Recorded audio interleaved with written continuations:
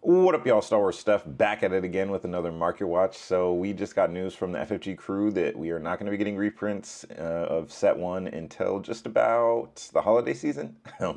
Everybody was hoping they meant July holiday season, but it definitely was December, November holiday season. So let's take a quick look just at the front page, and then we'll dive into a couple of cards. Our showcases are kind of staying steady where they're at, except for we have an outlier here, Leia. Talk about that in a second. Boxes kind of going down a little bit. They were at about 200 for a little while, so seeing them at 190, still about 200 is interesting. Another thing to note on here is definitely going to be the pre-release kits, because we really only have 3 sealed products that we can choose from for Star Wars Unlimited. And that's something that I'll talk about here in a little bit as well. So yeah, let's just dive into it. As you can see, Luke has overtaken Boba Fett as the second or third highest hyperspace legendary, and legendary in general. But first we're going to take a look at these booster boxes. So we have a ton selling over the past couple days. If you look at the sales data, I mean, you have a whole page here of sales at 200. So this I don't think is going to be changing anytime soon, especially with this news that we got of the lack of a reprint. So we have a couple boxes here at 200, and they seem to be holding the line. We have like a whole page and multiple sellers with multiple listings. So I think booster boxes will stay about there. I feel like a lot of people have their product and have the cards they need to actually play. A lot of these people who are buying booster boxes are either buying them to hold or buying them to chase the showcases. Speaking of showcases, we have Leia, and Leia seems to have been selling at quite a rate over the past couple days. Now this is about 4 days ago. One sold for about 300 in the midst of selling for 66665, you know, which was obviously, this is an anomaly. So if we look though, our last sold was 750, and we go to listings, which there are only 4 listings for Leia right now, looking at like a $900 card, which means it's definitely going to be more expensive than our current champ, which is Boba Fett.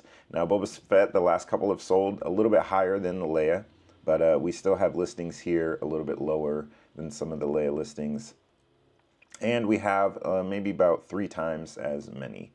Next up is probably the most competitive deck, or the best deck if you ask me. It's going to be Iden, some version of Iden, and it's crazy that this is not more expensive. Boba's the best deck and a beloved leader. Leia is a really good deck and a very beloved character. But Iden is a little bit less known just because she comes from some comics and some literary texts that she comes from. So some books and some comics. But yeah, she's not on the silver screen, so her price isn't actually holding very, very well.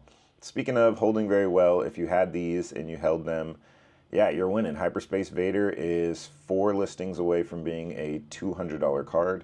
That's not to mention for the foil. I'm really not even going to look for the foil. Let's see if a foil has sold on the data recently. Yeah, it sold 325, 263. So it's roughly about a $300 card now. Absolutely insane.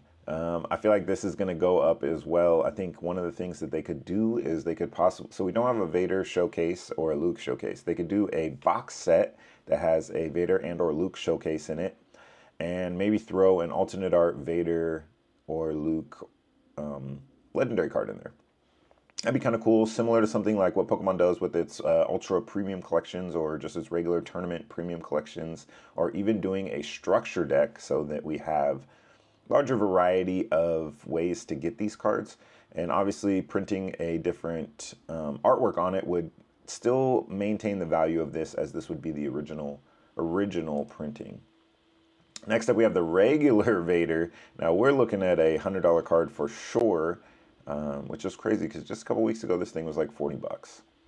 Next up we have one that has climbed quite high, which is going to be Luke. You see we got the graph here sitting about 40 bucks, and now for the hyperspace you are looking at a $120 card, people buying it at $120. So that is absolutely insane. But what's crazy about this one is the foil doesn't seem to translate as well as the Vader, as we have one sale here for about 200, another 175, 168. So that one quite not at the level of the hyperspace foil Vader, but the Hyperspace foil Luke, another one to hold on to. I remember I was saying before, I feel like this is going to be like the Blastoise of the set where, or maybe even the Venusaur, but Charizard, Blastoise, Venusaur would be Boba, Vader, and Luke.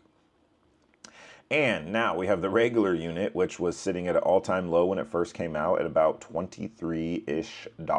And it is shot all the way up to a $60 card. People are seeing the spoilers for the Mandalorian, and I think that they're kind of getting prepared for that. Because the Mandalorian's ship is a blue unit, so obviously you can pair it very well with Luke.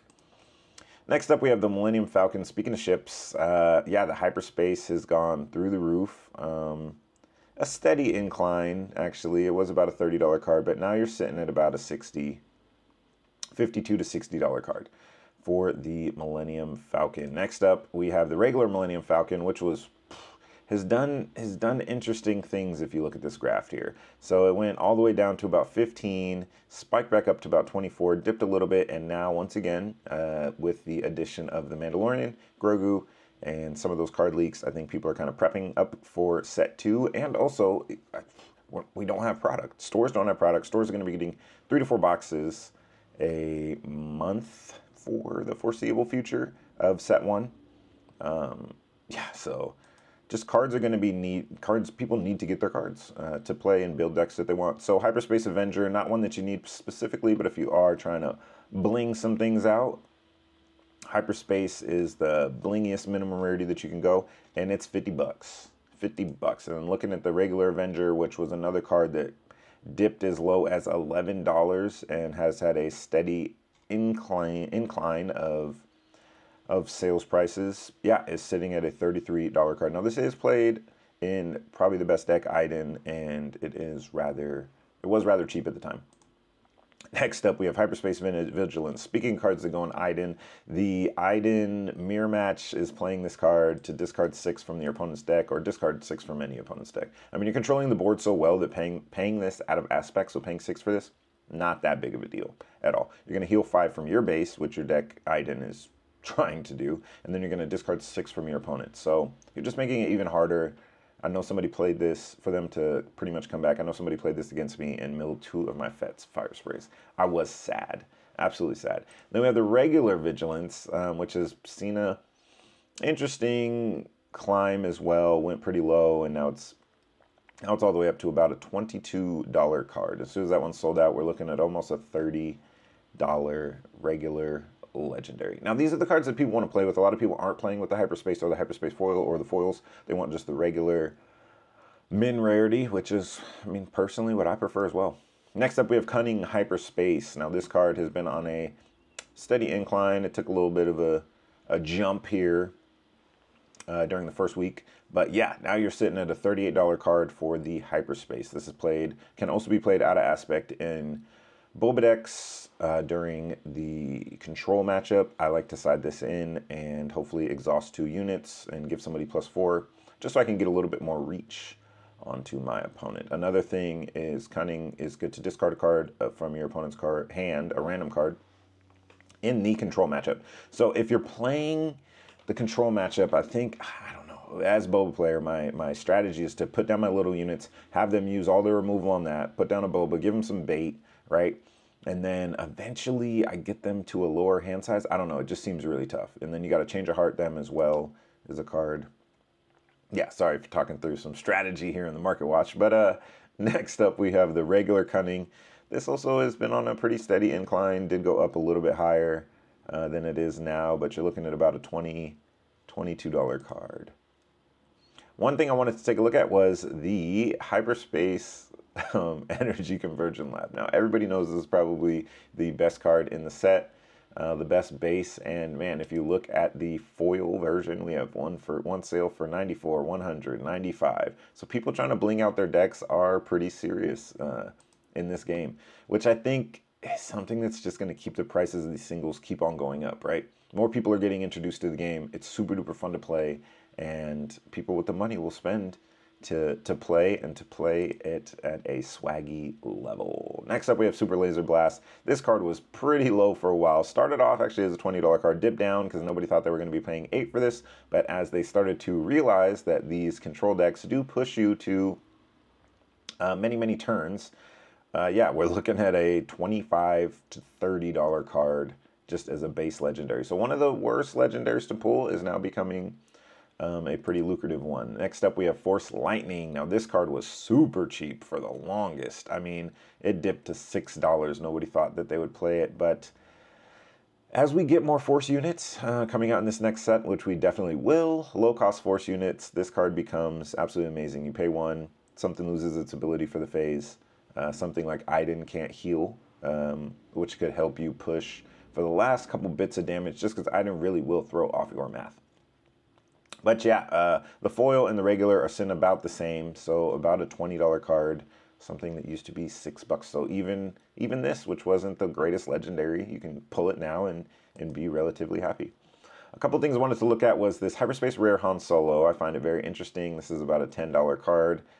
Once again, I think this might be prep work for the Mandalorian, and Han and Chewie have been seeing a little bit of success. I'm not sure if Chewie plays this color, but Han definitely does. Next up, we have the Uwing Reinforcement. Now, this is a card that's being played a ton in the Leia deck. So the Christmas Leia deck that a lot of people have been talking about. So just for the pimped out version, you know, you're looking at about $17. That's pretty crazy. All right, Mace Windu. Now, this is one that I wanted to talk about as well because I'm not sure that we need to be buying Mace Windus at $17. All right, now, my idea behind this is that we have Mace Windu promos coming for our store showdowns. This is not in any particular deck right now, but we know we're getting store show, and it really doesn't seem like it's going to be in any deck moving forward, at least in this meta. And we know store showdowns are coming the couple weeks after the set release of Set 2. I mean, Set 2 comes out July 12th. Store showdowns are supposed to be in August, and everybody can win one of these. So if Mace Windu becomes really good between now and Set 2, I guess we're going to be crying. But for now, I don't think Mace Windu is a card that you really should be picking up. Another one is going to be Red 3. So this is another card that is ridiculous. It's a rare that is $12. You need it to play Leia. Any aggression deck, pretty much. Any aggression hero deck is a must-have at 3.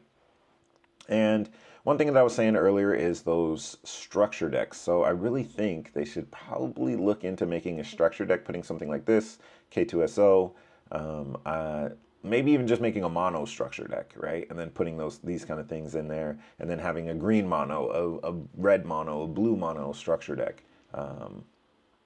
Yeah, and then the cards would just become a little bit more accessible for the players because, yeah, it seems like they don't have the capacity to print what's actually needed for the demand of the game. So printing something like this, I mean, like diverting your printing from the boxes, like let the boxes still be something that happens, but printing structure decks just might be a little easier to do, in my opinion. But yeah, another one to look at is this Gideon Hask. I don't know what's going on.